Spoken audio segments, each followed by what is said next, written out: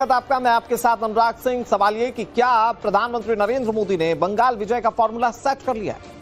क्या 2 दिन के पश्चिम बंगाल दौरे के दौरान नरेंद्र मोदी ने बंगाल में चुनावी हवा के रुख को मोड़ दिया है? प्रधानमंत्री नरेंद्र मोदी 2 दिन पश्चिम बंगाल और असम के दौरे पर थे। पश्चिम बंगाल में नरेंद्र मोदी ने हुगली के सिंगूर और मालदा में करोड़ों रुपए की विकास परियोजनाओं की सौगात दी। इस दौरान जनसभा करके नरेंद्र मोदी ने ममता सरकार और टीएमसी पर चुन चुन कर प्रहार किए। माना जा रहा है कि बंगाल का किला फतेह करने के लिए बीजेपी अब की बार एक बहुत खास स्ट्रेटेजी के साथ काम कर रही है। वो स्ट्रेटेजी क्या हो सकती है, सब कुछ आपको समझाते हैं हमारी इस रिपोर्ट में।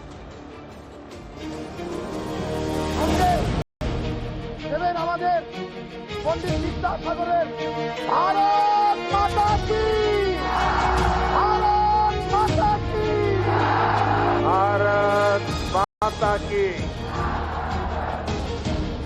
जय श्री राम कृष्णदेव, जय मां शारदा। সিঙ্গুরের এই পবিত্র ভূমিকে আমার প্রণাম।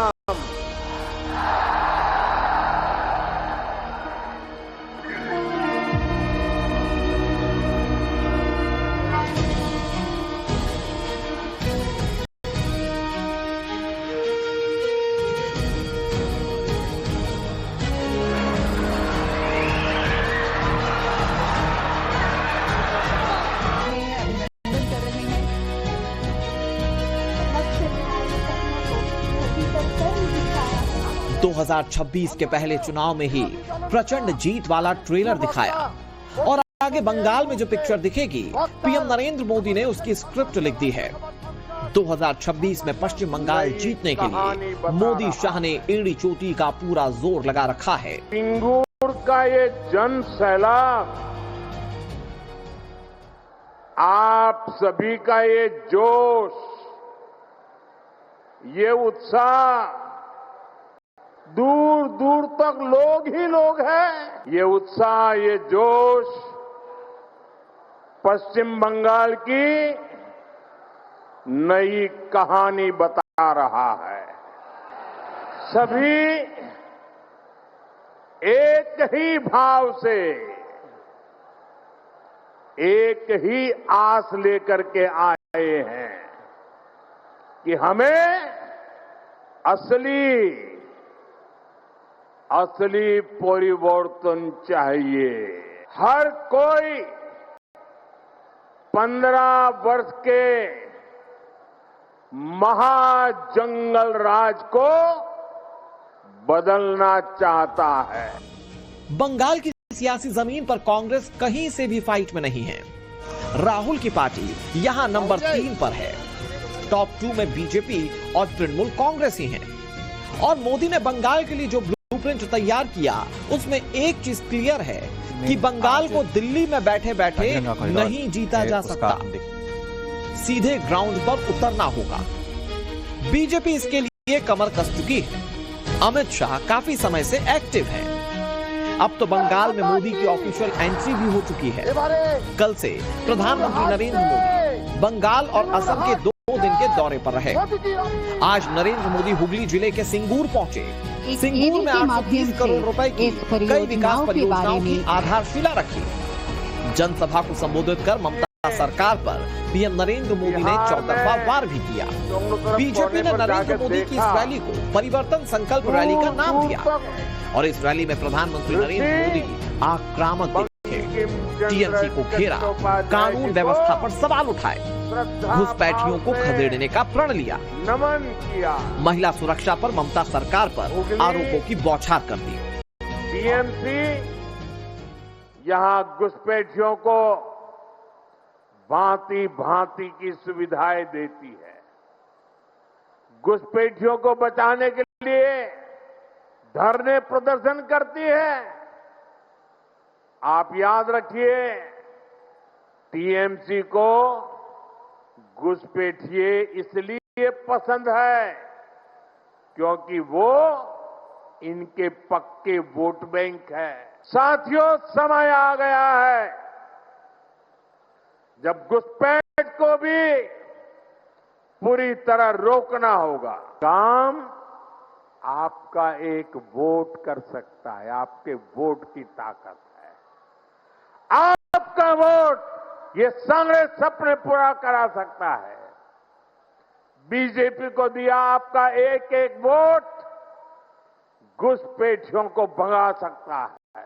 बंगाल के बच्चों का भविष्य तबाह कर रही टीएमसी सरकार को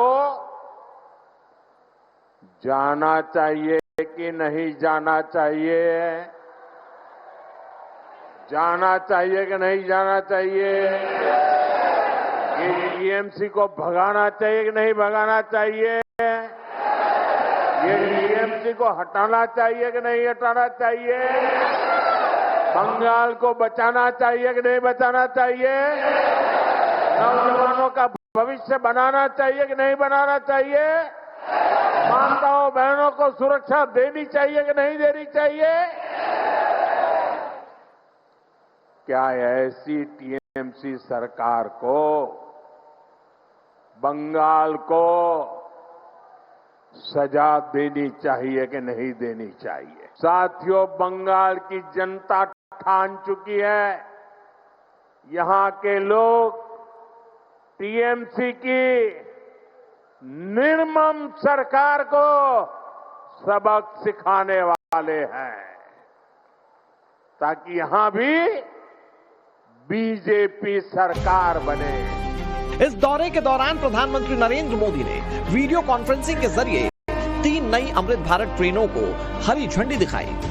इनमें हावड़ा आनंद विहार टर्मिनल, सियालदाह वाराणसी और संतरागाछी तांबरम अमृत भारत एक्सप्रेस शामिल हैं। सरकार का दावा है कि इन ट्रेनों से लंबी दूरी की यात्रा ज्यादा किफायती, सुविधाजनक और भरोसेमंद हो जाएगी। पीएम नरेंद्र मोदी के दौरे के लिए सिंगूर को ही क्यों चुना गया, इसके भी बड़े सियासी मायने हैं। असल में प्रधानमंत्री नरेंद्र मोदी ने विकास कार्यों के लिए और जनसभा को संबोधन करने के लिए जिस सिंगूर का चयन किया था वो बेहद महत्वपूर्ण है, क्योंकि ये वही सिंगूर है जिसने पश्चिम बंगाल की राजनीति हमेशा के लिए बदल दी। राजनीतिक पंडितों का कहना है कि प्रधानमंत्री नरेंद्र मोदी बंगाल की जनता को एक बड़ा मैसेज देना चाहती है और अब उसकी आंच ममता बनर्जी और तृणमूल कांग्रेस तक पहुंच रही है। टाटा नैनो परियोजना को लेकर हुए भूमि अधिग्रहण और उसके खिलाफ चले आंदोलन ने ममता बनर्जी को प्रदेश में बड़ा राजनीतिक चेहरा बना दिया था। इस आंदोलन के बाद टाटा की नैनो परियोजना बंगाल छोड़कर गुजरात चली गई। साथ ही 2011 में वाम मोर्चा के 34 साल पुराने शासन का भी अंत हो गया। नैनो परियोजना का यह हर्ष देखकर बाकी उद्यमियों ने बंगाल से किनारा कर लिया और उसके बाद राज्य में बहुत ही कम बड़े निवेश हुए। अब उसी सिंगूर का चयन करके बीजेपी प्रधानमंत्री नरेंद्र मोदी के इस दौरे को विकास बनाम अवरोध के रूप में पेश कर रही है। भारत की पहली वंदे भारत स्लीपर ट्रेन जितनी रफ्तार से दौड़ रही है, उससे कहीं ज्यादा बंगाल की सियासत भाग रही है। कल मालदा में पहली वंदे भारत स्लीपर ट्रेन को हरी झंडी दिखाने के बाद प्रधानमंत्री नरेंद्र मोदी ने ममता सरकार को डेडलाइन दिखा दी। और अभी तो बीजेपी एनडीए ने बिहार में जंगल राज को एक बार फिर से रोका है। अब पश्चिम बंगाल भी टीएमसी के महाजंगल राज को विदा करने के लिए तैयार है।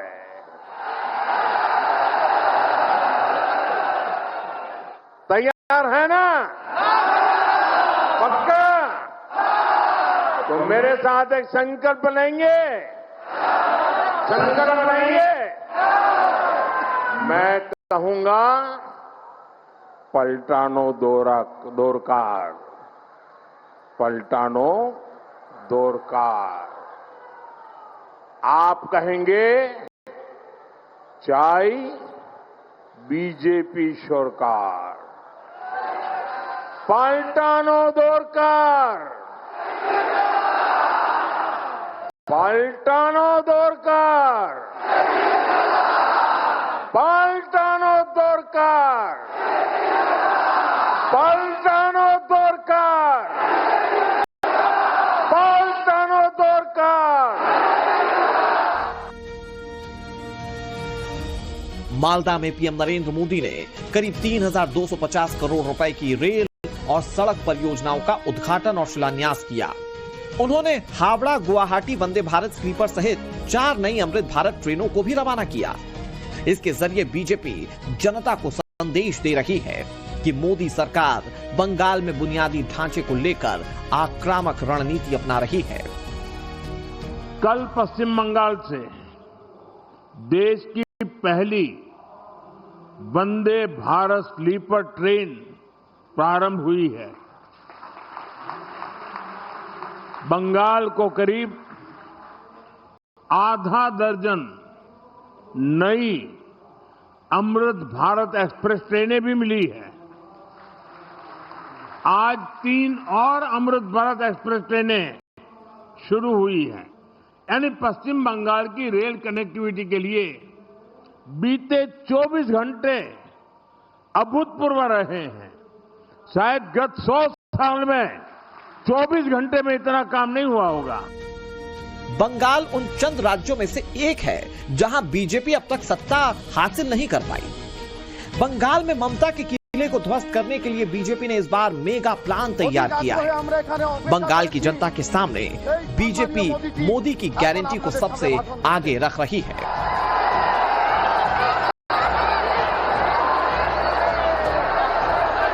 नए साल में पीएम नरेंद्र मोदी का यह पहला बंगाल दौरा था, लेकिन पिछले 8 महीने में पीएम बंगाल के 6 दौरे कर चुके हैं।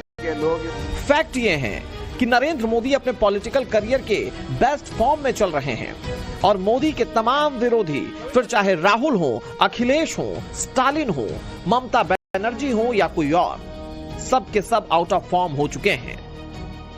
नरेंद्र मोदी जिस कॉन्फिडेंस से बंगाल जीतने की बात कर रहे हैं, उसके पीछे 2 बड़ी वजह है। पहली वजह ये कि अब बंगाल के लोग बदलाव का मूड बनाते दिख रहे हैं। मोदी की रैली में आई भीड़ ये साफ संकेत दे रही है। और दूसरी वजह यह है कि मोदी और शाह ने बंगाल जीतने का एक सॉलिड प्लान तैयार किया है। बीजेपी के अंदरूनी सर्वे के आधार पर पश्चिम बंगाल में जो 294 सीटें हैं, उसे कुल मिलाकर 3 कैटेगरी और 5 जोन में बांटा गया है। पिछले विधानसभा चुनाव के दौरान में तो देखा गया था कि किस तरह से ममता ने खेला कर दिया था, लेकिन इस बार मोदी ममता के खेला को पलट कर सकते हैं। एक ही भाव से यही वजह है कि नरेंद्र मोदी के वार पर टीएमसी ने भी पलटवार तेज कर दिया। परिवर्तन बोल रहे हैं नरेंद्र मोदी जी। ये बंगाल में परिवर्तन नहीं होगा, प्रत्यावर्तन होगा।